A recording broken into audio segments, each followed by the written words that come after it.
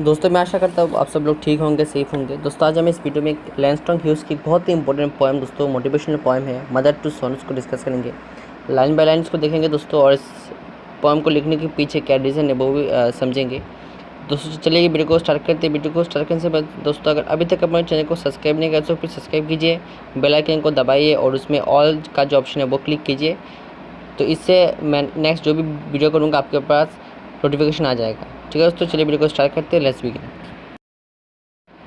दोस्तों ये जो पोएम है मदर टू सन, इसमें इस पोएम को लैंगस्टन ह्यूज ने एक कारण से लिखा था दोस्तों। ठीक है, ये कारण था कि हम जानते हैं कि जो अमेरिकन लोग थे वो 90s की बात कर रहा हूँ मैं तो जब अमेरिकन जो लोग थे वो हमेशा अफ्रीकन अमेरिकन जो लोग हैं उनके जो स्किन का जो कलर है उसके ऊपर वो टॉर्चर करते थे, वो डिस्क्रिमिनेशन करते थे क्योंकि वो ब्लैक थे।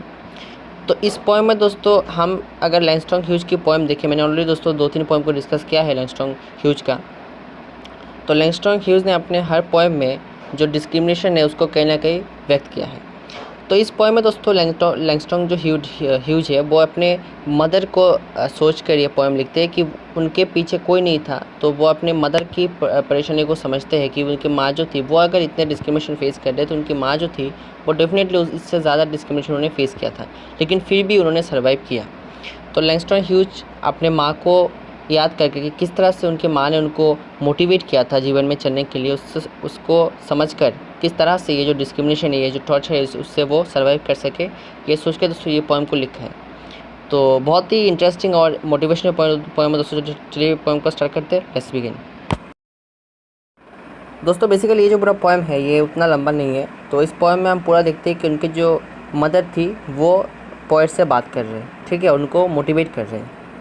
तो पोएम की शुरुआत होता है दोस्तों ऐसे, well son I will tell you life for me are not been no crystal stair.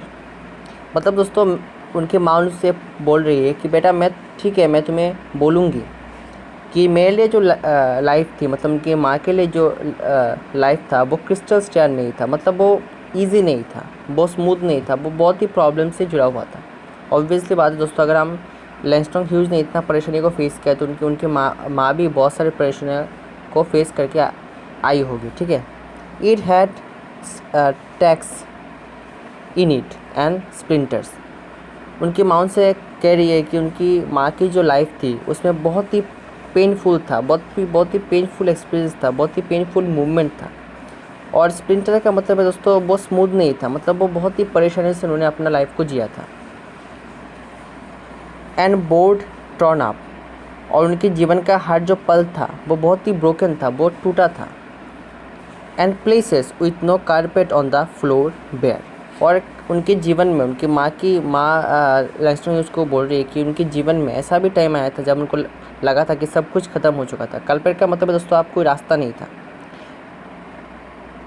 Places with no carpet, इस लाइन का मतलब है दोस्तों कि एक टाइम वैसे भी आया था उनकी लाइफ में जब उनको लगा था कि सब कुछ ख़त्म हो चुका है, अब कुछ भी बाकी नहीं है, जब वो अपनी सर्वाइव कर सके। But all the time I have seen A climbing on and reaching landings, मतलब फिर भी इतना परेशानियों के बाद भी वो जीवन में चलती गई, लाइफ में चलती गई, वो अपने लाइफ में चलती गई। इतना परेशानी आया, इतना पेन आया, लेकिन फिर भी वो अपनी लाइफ उन्होंने चलती गई। ठीक है, और एंड रीचिंग लैंडिंग, मतलब ऐसा भी वक्त आया कि उनको एक डेस्टिनेशन मिला, एक रास्ता मिला, लेकिन वो बहुत ही पेनफुल एक्सपीरियंस करने के बाद।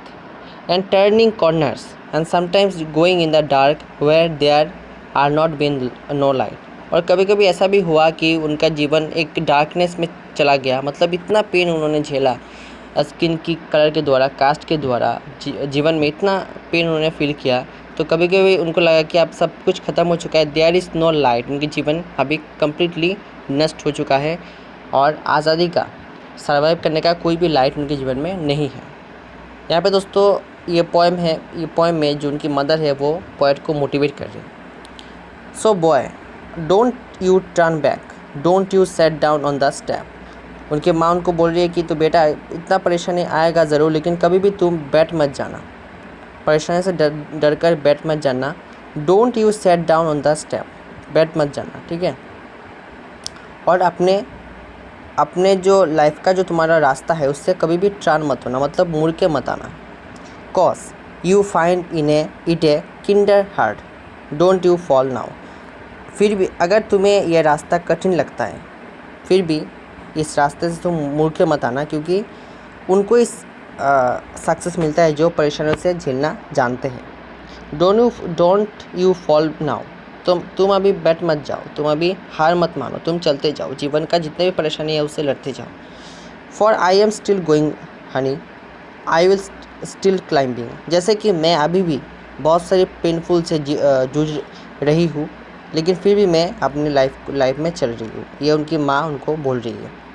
And life for me are not been no crystal stair, क्यों मैं जानती हूँ कि मेरा जो लाइफ है वो बहुत ही पेन से भरा हुआ है, लेकिन फिर भी मैं अपनी लाइफ को जी रही हूँ, अपनी लाइफ में मैं चल रही हूँ।